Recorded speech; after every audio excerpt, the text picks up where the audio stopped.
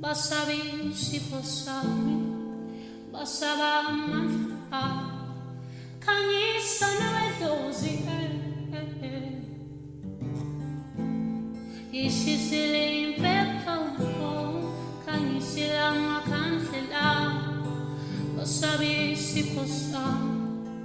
basaba manha, kanisa na wedozi,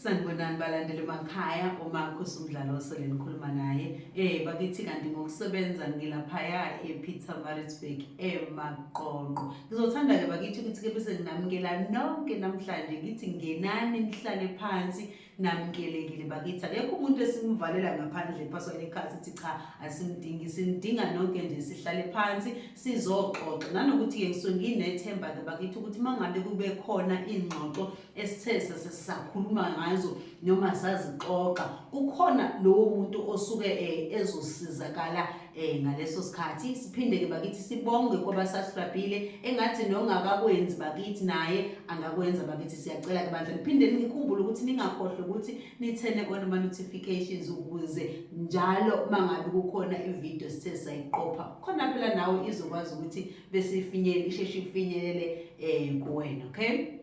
namhlanje ke bakithi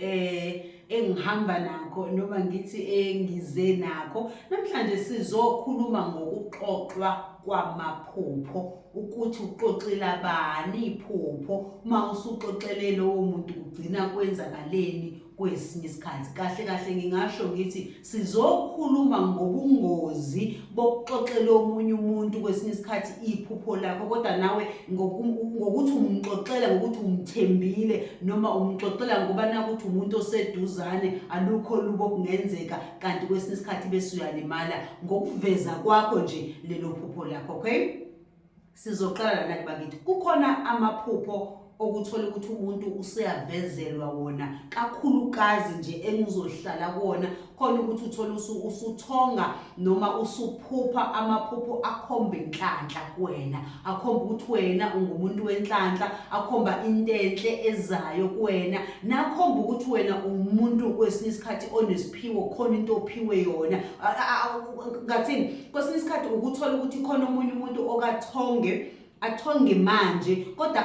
athonge into ezokwenzeka emva kwa 10 years noma emva kwa 15 years empilweni yakhe, atshengise ukuthi kusasa wena uzogcina usulaphaya. Amanye amaphupho lawo engifisa ukuthi kwesinye isikhathi engathi singababheka abantu, engathi singabheka ukuthi sixoxela bani amaphupho anjenganalezo, amaphupho asuke eqondene nawe, amaphupho akhomba okuhle ikakhulukazi empilweni yakho. Kwesinye isikhathi okunye athi mina ngiyaphupha ngiboniswa imfuyo eningi, ziningi izinto esiboniswa zona ezisuke ziqondene nathi abantu bakho noma izithunywa ezikwembethe ezibesuke bekutshengisa ukuthi cha ngokuhamba kwesikhathi nazi izinto ozohamba ube nazo, uzohamba ufike la, uhamba ufike la, uhamba ufike la. Wena ngokungazi kwesinye isikhathi noma ngenjabulo kwesinye isikhathi okukhona iphupho ukuthi uvuke ujabule ngezinto osukuboniswe zona, manje ngokujabula kwakho bese uyayixoxa wena indaba manje, kanti ekuyixoxeni kwakho leyo nto izohamba bese iyakulimaza. Isizathu saloko yini na? Ingoba kwesinye isikhathi usukungazi inhliziyo yomuntu osukumxoxela iphupho lakho, usukungazi ukuthi ukujabulela kangakanani ukubona uphumelela noma ufisa kangakanani ukuthi wena ngelinye ilanga uye phambili. Kunabantu la kwesinye isikhathi ababe namaphupho amaningi akhombisa izinto eziyaphambili nakhomba inhlanhla, kodwa namhlanje okuthola ukuthi bagcina ngokuyiboniswa lezo zinto zangenzeka. Isizathu zokuthi lezi zinto zingabanga ukuthi zenzeke, baxoxela abantu abarongi. Waboniswa izinto ezinhle ezizokwenzeka empilweni yakho, wasuxoxela umuntu orongi. Loyo muntu orongi wasezama ngazo zonke indlela lowo muntu izinto ukuthi ebese ecindezela izinto zakho, bese zama ngayo yonke indlela ukuthi cha usibani ngathi izinto zakhe zingasheshe zivaleke ngoba manje mezophupha izinto ekanje khona le yakhona uvuka umona. ngoba kwesinye isikhathi sixoxa abantu abaseduze kwethu izinto eziyibonakaliso esiboniswa zona bantu inhliziyo zabantu kwesinye isikhathi ziyajika umuntu bese efuna ukushesha akucindezele masishane ukuze ungezokwazi ukuthi uphakame ngelinye ilanga noma ukuze izinto ezinhle zingezokwazi ukuthi wena zifinyelele kuwena. Ngakho ngithi ke engazi ukuthi ngambhekisisa umuntu omxoxela into oyithongile. Kwesinye isikhathi ungathembi umuntu ngoba nakho ukuthi cha mina useduze kwami ngimthembile vesana ukhulume nje. Nokwesinye isikhathi khona amaphupho vele ukuthola ukuthi ke mhlawumbe uzongawaqondi ukuthi asho ukuthini. Mhlawumbe uzowabuza kodwa khona amaphupho nawe owabona ukuthi cha leli phupho phela lisho into enhle ngiyalibona nami bheka umuntu ozoyixoxa naye into enjenganaleyo bakithi. Kwesinye isikhathi ke bakithi khona omunye umuntu okalimaze ngathini ngisho ingane isizathu sokuthi ngisho njalo khona umuntu okuthola ukuthi ekhaya khona ingane encane nje mhlawumbe nokwembothi sawumntwana kusakhula kodwa manje lengane uthola ukuthi ihlukile uthola ukuthi ingane inamaphupho athusa wonke umuntu egcekeni uthola ukuthi ingane ivuke ithi kufika umkhulu kumina engingamazi mhlawumbe omhlophe ompunga wafike wathi into engithusa nonke ekhaya. Kwesinye isikhathi ingane ikhulume ichaza isilwane esithize ithi sifikile kuyona ithi mayisichaza lesi silwane ingane mhlambe nibone ukuthi engathi inkanyamba leyo kodwa manje ithi mayichaza ithi ifikile leyo nto yakhuluma nami yaseyathi manje nina kwesinye isikhathi ekhaya ngokuthuka kwenu ukuthi nengane kwenzeka izinto ezihlukile nani ezinthusayo mhlambe wena mhlambe njengomzali wayo bese indaba uyayixoxa kanti usuxoxela umuntu wrong nawe kanti mhlambe kwesinye isikhathi uyixoxiswa ukuthi udinga incazelo udinga impendulo ngenxa ukuthi nawe awuqondi ukuthi ukwenzakala nenganeni ihlezi nezinto evuka nazo ihlezi nezinto eboniswa zona bese uyayixoxa leyo nto ekuyixoxeni kwakho bese lo muntu kuyabonakala ukuthi lo mntwana asho ukuthi ungumntwana onjena bese ingane beyecindezela. Kwesinye isikhathi kukhona umuntu noma khona ingane kwesinye isikhathi okuthola ukuthi umuntu ukhula manje izinto zakhe sezinzima angithi yabona zinzima nje ukuthi mothi uyibheka into engane lo mntwana wacindezelwe emncane ngoba kwabonakala into anayo ngoba kwabonakala ukuthi khona isiphiwo esikhulu anaso manje kwazanywa ngazo zonke indlela ukuthi into yakhe engathi ingacindezelwa ngoba lo mntwana mhlawumbe engathi uzoba inkinga. Angithi ngiyabona ingozi kwesinye isikhathi ukuthi nezinto esike sizenze noma esuke sizikhulume ngoba sithi sidinga usizo kwesinye isikhathi noma kwesinye isikhathi ngoba singaqondi kanti sesiyona. Kanti ke kwesinye isikhathi ke kuyingozi ke futhi kakhulu kwesinye isikhathi uvesane nje uxoxe yonke into wena oyiphuphayo ikakhulukazi khona umuntu okumthola ukuthi yemthonga imithi awuthonga imithi ethize athi umuntu omdala hamba ufike kuleya ndawo ufike ukhe imithi ethize leyo mithi ethize wenza ukuthi lapho idlozi lakho noma abantu bakini bakuphi isinkwa ngokukutshela ukuthi hambokha umuthi othize lowo muthi wenza ukuthi uthola ukuthi lowo muthi abakunikeza wona umuthi ozoshintsha ekhaya umuthi ozoshintsha zonke izinto ozokwenza izinto ekhaya ukuthi zikhanye wena ngokuxoxa kwakho bese uyazona kwesinye isikhathi izinto ngoba kwesinye isikhathi abantu abadala kube khona imithi abazokunikeza zona yona ngenhloso yokuzokuphi isinkwa ukuthi ngalomuthi abakunikeze wona ukuthi wena uyosiza abanye abantu ngale mithi uyokwazi uthola ukuthi uphiwe lo muthi kuphela empilweni yakho ukuthi ukwazi ukusiza abantu uthi mawusiza abantu baphile ngalo muthi osukunikezwe wona idlozi lakho. Wena kwesinye isikhathi ngokungabi naso isifuba noma ngokungazi kwesinye isikhathi bese uyayixoxa indaba kanti umuthi lowo owasekhaya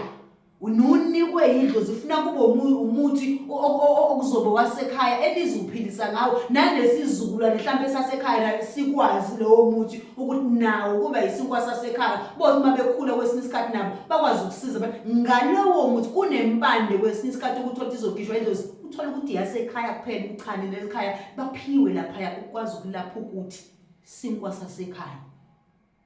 bese unixoxela abantu abarongo ukuthi idlozi lamthanga yenza ukuthi bengenza ukuthi ngesikhathi wena uthi ukhuluma indaba yale mpando onikezwe yona ukhuluma indaba yalo muthi wena onikezwe wona nofuna ukushaya kwesinye isikhathi ngoba manje usumchazelile kwesinye isikhathi kuthiwa angithathe lo muthi ngikwenza ukuthi uyokwenza ukuthi lo muntu wena ongakufisela okuhle kwesinye isikhathi ngelinye ilanga mase efuna ukushaya ngayo le mpando yasekhaya ngoba wena usumyalelo useyayazi into yasekhaya kwesinye isikhathi oshawa ngayo ngesinye isikhathi yona leyo mpande yasekhaya ubungozi kwesinye isikhathi sokungambheki umuntu ozomxoxela izinto eziyaphambili kwesinye isikhathi ngempilo yakho kwesinye isikhathi kwalona ke idlozi kwesinye isikhathi nalo kuyadikibana ukuthi kwesinye isikhathi kunezinto ezizimfihlo abazokutshengisa yona abafuna ukulonto ukufunakala uyazi wena hayi ukuthi uyixoxele omunye umuntu angithi yabona manje wena kwesinye isikhathi yonke into abakutshela yona usayitshela omunye umuntu yonke into abakutshela yona usayitshele omunye umuntu kwesinye isikhathi nabagcina sebedikibana bagcina sekunezinto abazozigodla kwabona bangakutsheli wena ngesizathu sokuthi babone ukuthi uma bekutshela le mfihlo mhlawumbe ethize wena uzoyikhuluma ngelinye ilanga kuyikhulumeni kwakho besilimaza bona ngoba phela funa sikhumbule ukuthi lena into osuke uyikhulumile kumuntu wamtshela ngephupho lakho ngelinye ilanga lo muntu uzoyisebenzisa kuwena mhlawumbe bekuyisebenziseni kwayo ukuzocindezela wena acindezele nalabantu laba manje bayabuka ukuthi sizomtshela lento lo bese uyayixoxa lo muntu bese suka manje bese zama izaba zokuthi cindezele ukuthi gcine sekulimala nabo abantu abadala ngithi yabona manje bagcine kwesinye isikhathi sekunezinto abazosigodla kuwena ongezotshelwa zona ngoba wena awumbheki futhi umuntu ozomxoxela nanokuthi nokungafanele ukukhulume nokungamele ukuxoxa ufuna kube imfihlo yakho nedlozi lakho uthi idlozi lami kambe lake langikhombisa ukuthi okungamele ukuthi ukukhulume kepha wena bese uyakhuluma ubungozi-ke lobo kwesinye isikhathi ngoba nedlozi kolona gcina selidikile kwesinye isikhathi ekuvezeleni izinto ngoba wena uzibuza nje nanoma inobani nomuntu osuke ezoba nomungozi empilweni yakho okunye futhi engifisa sikukhumbuleke ukuthi nene akusiwona ke kodwa wonke amaphupho noma zonke izibonakaliso vele esuke ezofika kuwena okuwukuthi isho ukuthi akumele uzibuze engifuna ukuyekuthena nene kuyenzeka kwesinye isikhathi uthola ukuthi uzothonga into kodwa uyithonge ngomunye umuntu uthola ukuthi abantu bakho bazokutshela ngomunye umuntu ukuthi usibanibani unenkinga yokuthi nokuthi noma umtshela usibanibani ukuthi akahamba yogeza noma bakutshele ngomuzi oseduzane ukuthi kulo wamuzi kunenkinga nje kufunakala inhlambuluko kulamuzi ukuze izinto zakhona ezilungu yinto ekumele uyikhulumeke loyo ngoba uvezelwe ngomunye umuntu ufuna umyalezo udlulise ukuze njalo kwabona bezoba nawo umfutho noma amandla ukuthi abakutshela izindaba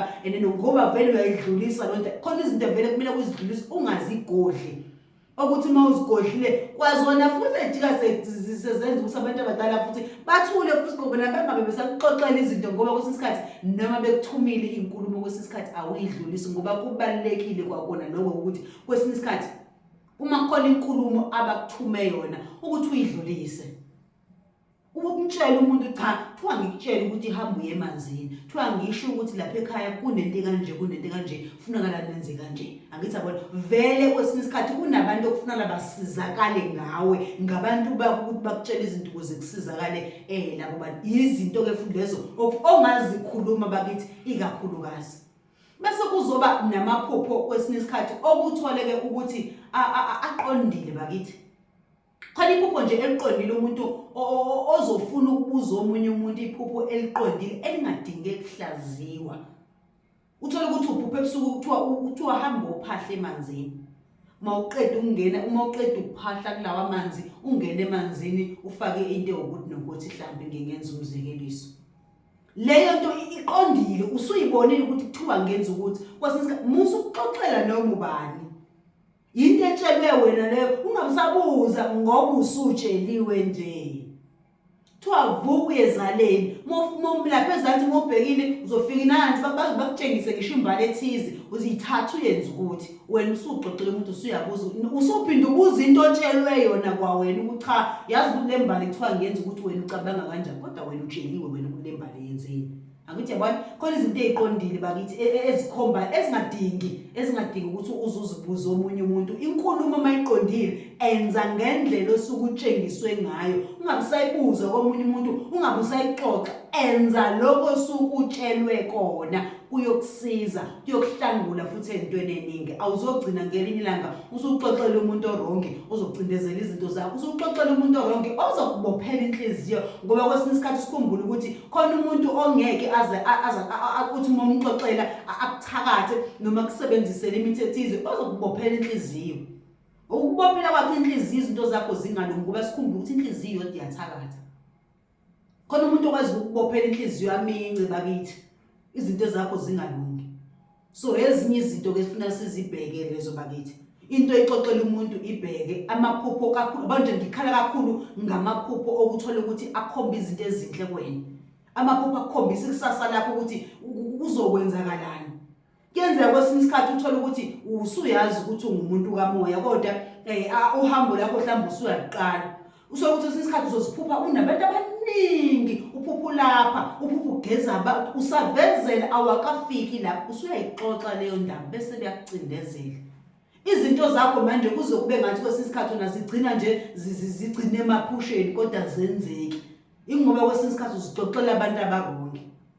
abangakufiseli okuhle, ngoba sikhumbule ukuthi akuwona wonke umuntu ozehleka kuwena ukufisela okuhle. Khona umuntu ohlekayo kodwa ngokwenhliziyo uthola ukuthi akakufisele okuhle, uhamba izinto zakhe abe nokubopha ngenhliziyo. Funa sizibheke bakithi izinto ezinjalo. Ngithe namhlanje ke ngizoniqwashisa ngalokho sizokhuluma ngamaphupho, ukuthi bakithi asibheke abantu esibaxoxela amaphupho ethu, asiwabheke amaphupho esiwakhuluma nabantu kwesikhathi abaseduzane, singabi nenkinga kusasa. Kakhulukazi nje futhi engikukhalelayo ukuthi ekhaya mothola ukuthi kunomntwana onokubona izinto ezithe ukuhluka, bhekane ukuthi lezo zinto zixoxelwa bani, ngoba ingane igcina isicindezelwa bakithi. Ngikhuluma ngezinto esengike ngazibona kaningi. Athi umuntu useyakhula izinto zakhe sezicindezelekile, uthi mothi ubheka izinto zakhe into yakhe iyonakala lapha emncane. Washeshe wawumuntu ovezayo noma into yakhe yasheshe yakhuluma izindaba, washeshe bamcindezela. Angithi ngiyayibona ingozi la ikhona. Indaba enjalo nje ngizothanda ukuthi namhlanje bese ngima lapho sengikhulumile bandla kakhulu. Izophinda futhi ibonane ngokuzayo.